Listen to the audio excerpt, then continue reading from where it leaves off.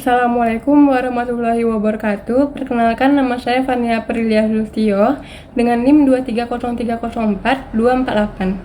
Saya dari kelas 4 Rek A MBT 5. Di video ini saya mau menjelaskan isi makalah saya yang membahas tentang kewajiban menuntut ilmu, karya monumental umat Islam dalam iptek, serta etika pengembangan dan penerapannya. Tugas ini dibuat untuk memenuhi ujian tengah semester pada mata kuliah Al-Islam 4 dengan dosen pengampu saya, yaitu Dr. Muhammad Adnan Azaki, SE.ME. Jadi, yang pertama, dalam Islam kita itu wajib belajar. Nggak cuma cowok aja, tapi cewek juga. Jadi, belajar itu bukan pilihan, tapi emang perintah atau kewajiban dari Allah dan Rasulullah.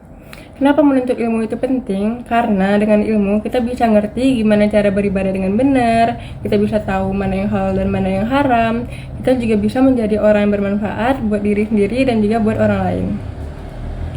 Ilmu yang wajib dipelajari itu yang pertama-tama adalah ya ilmu agama, kayak ilmu tauhid, fikih, dan tasawuf. Tapi bukan berarti ilmu umum itu nggak penting ya. Ilmu kayak matematika, sains, dan ekonomi itu juga penting banget buat bantu kehidupan kita sehari-hari. Terus setelah belajar kita juga harus ngembangin ilmu itu. Jadi nggak cukup cuma tahu dasar-dasarnya aja, kita juga harus terus belajar, misalnya dengan cara baca buku, ikut pelatihan, seminar, atau ngobrol dengan orang yang lebih paham dari kita. Bahkan kita juga bisa bagi ilmu itu ke orang lain biar makin banyak yang dapat manfaatnya. Nah, selain dikembangkan, kita juga harus bisa mengamalkan ilmu. Jangan cuma tahu doang tapi nggak diterapkan. Ilmu tanpa amal itu kayak pohon tapi nggak ada buahnya. Nah, contohnya, kalau kita udah tahu gimana cara beribadah atau berwudu dengan benar, kita ya harus kita terapkan atau kita praktikkan. Nah, kalau kita tahu pentingnya jujur, ya jangan bohong. Dokter itu pakai ilmunya buat nyembuhin pasien, sedangkan guru pakai ilmunya buat ngajar muridnya. Pedagang yang menjual dengan cara yang halal dan jujur, nah itu semua adalah contoh mengamalkan ilmu.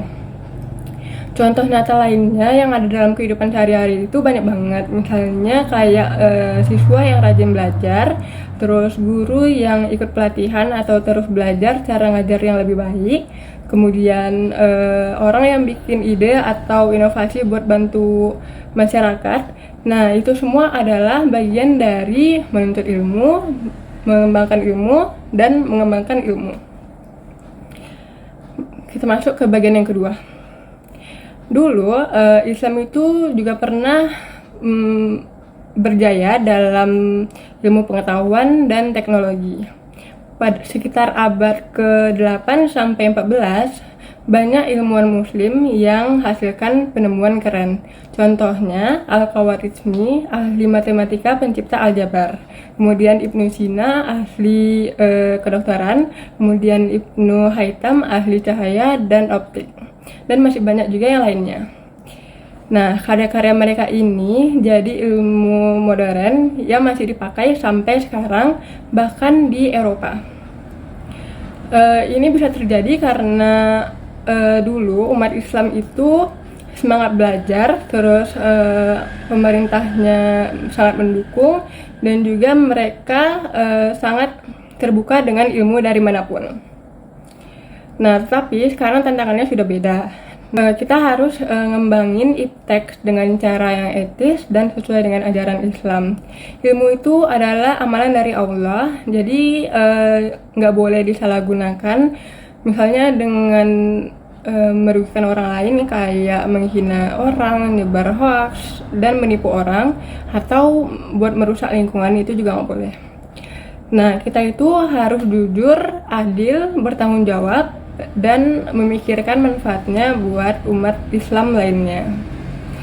Nah, contoh penggunaan etika iptek misalnya kita pakai teknologi yang ramah lingkungan, kemudian kita gunakan sosial media dengan baik, jangan menyebarkan hoax atau menghina orang atau menipu orang.